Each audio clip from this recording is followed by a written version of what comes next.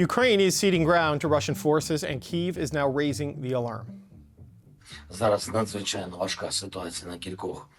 President Volodymyr Zelenskyy says the Russian military is taking advantage of delays in deliveries of Western military aid. One of the major problems, Ukraine is running dangerously low on artillery shells.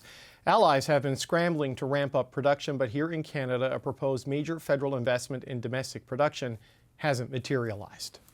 Christyn Cianfarani is president and CEO of the Canadian Association of Defence and Security Industries, which represents more than 700 defence and security companies across Canada. Thanks for coming in. It's good to meet you. Thank you for having me. Let's start, before we get into the whole issue of Canadian manufacturing capacity, let's talk about the role artillery is playing in the fight and how important it is to the defence of Ukraine. So what we're seeing now is that this is very much a ground war. It's about infantry, it's about artillery. No matter what kind of Canadians see on the television, drones and things like that, ultimately this war is a war of attrition, and it's a war of attrition on the ground with armor, humans, and artillery. And so, you know, at the volumes that they're expending right now in the Ukraine, roughly 3,000 rounds a day, they're in the place where they're sort of rationing artillery at this moment. Right.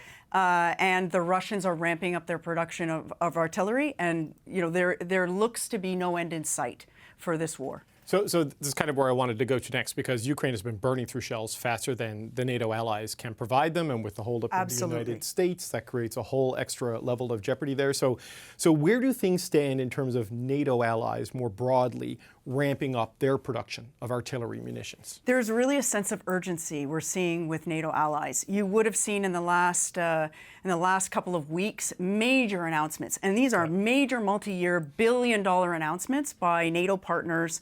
Everything from drones out of the UK to the Germans breaking new ground on massive production, to I believe Denmark saying that they're going to give over all of their artillery to the Ukrainians. So I think there is a real awareness in NATO and a real sense of commitment that the West has to do more because artillery and effectively weapons are something that the Ukraine is in desperate need of right now. So the West has to do more, which obviously includes Canada, but there are challenges with capacity here. I mean, how would you describe the current state of munitions manufacturing in this country? Munitions manufacturing has been geared up for peacetime.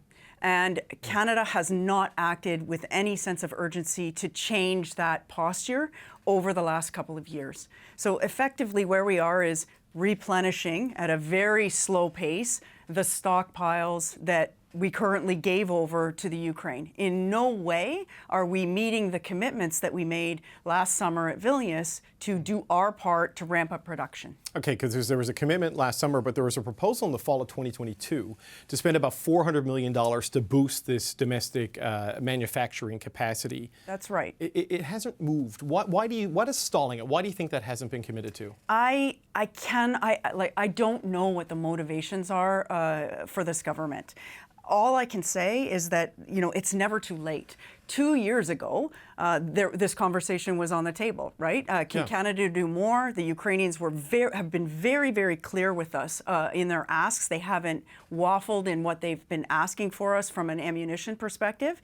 And here we are 2 years later, and we're still talking about whether or not we should be ramping up production, even for our own stockpiles, let alone the commitments that we made to the rest of the world, and the fact that the Ukrainians desperately need this. This ramping up, I mean, there's a lag on this, right? I mean, you don't it's not like there's a dormant assembly line you can just turn back on, is there? I mean, how long would it take to ramp back up to start providing munitions at a scale that Canada is capable of and we committed to give to Ukraine? Well, 3 years at minimum, right? So 18 to 24 months. Now, had we started 2 years ago, in about a year from now, we would be producing massive amounts of shells. The other thing I think that we need to acknowledge is that the Americans have, to our estimation, invested in about $1 billion of production in Canada, and it's not clear to me how much of that production will make its way into their stockpiles or into the Ukraine as surplus, or if any of it will be to the benefit of the Canadian Armed Forces, which is a very strange thing if you think about it, because fundamentally, Canada should be responsible for its own ammunition, first and foremost. And according to the CDS, a few months ago, I think, Canada only had about 3 days worth of operational rounds. So we're in Latvia. We don't even have munitions for ourselves, let alone what we could commit to the rest of the world, let alone for the Ukraine. So there has been a willingness, though, signaled by the Defense Minister, Bill Blair, to finance the acquisition of munitions for Ukraine. Signaled this week and prepared to bankroll a Czech Republic initiative to ship tens of thousands of artillery shells to Ukraine. And defense sources told my colleague Marie Brewster that it would cost about $30 million, so much cheaper than the $400 million to ramp up domestic production. What's your assessment of this plan?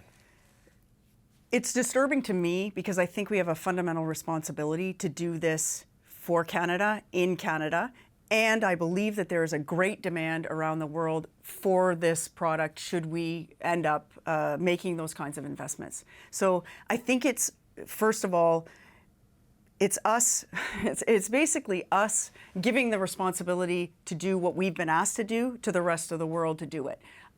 I don't think it makes sense for Canada not to be able to arm itself in the most basic way. I think anyone would argue that the most basic form of equipment for the Canadian Armed Forces is ammunition. And if we're going to abdicate that responsibility to another country or deliver money and financing to other countries to produce that, I personally think that that's a mistake. And, you know, over time, I guess we're going to see how that plays out with what Canadians can bring to bear in the fight for Ukraine.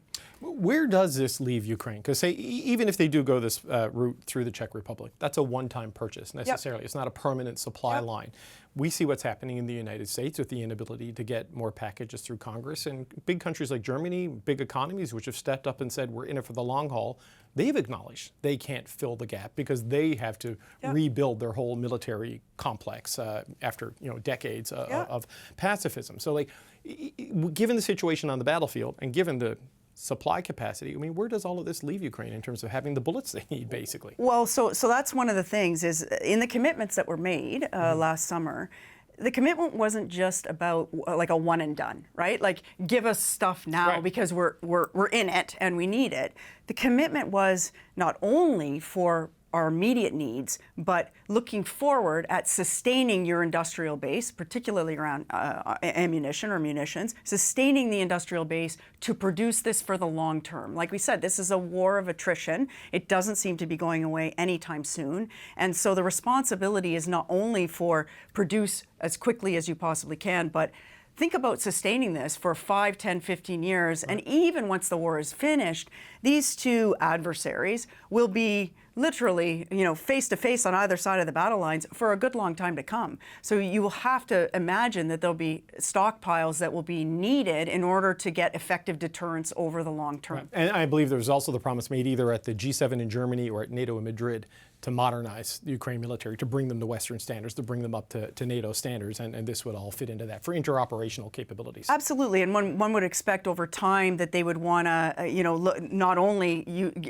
have their own stockpiles, but they would be looking to industrial partners to produce within their own countries, which you see them asking for right now, right? They understand that they can't continue to rely on the West forevermore for production. There'll inevitably be a technology transfer, and they're looking for partners and allies to do that. And with the largest diaspora of Ukrainian population in Canada, one would expect that we would step up in a really big way. Christyn Cianfarani, President and CEO of the Canadian Association of Defence and Security Industries. Thanks for coming on. Thank you for having me.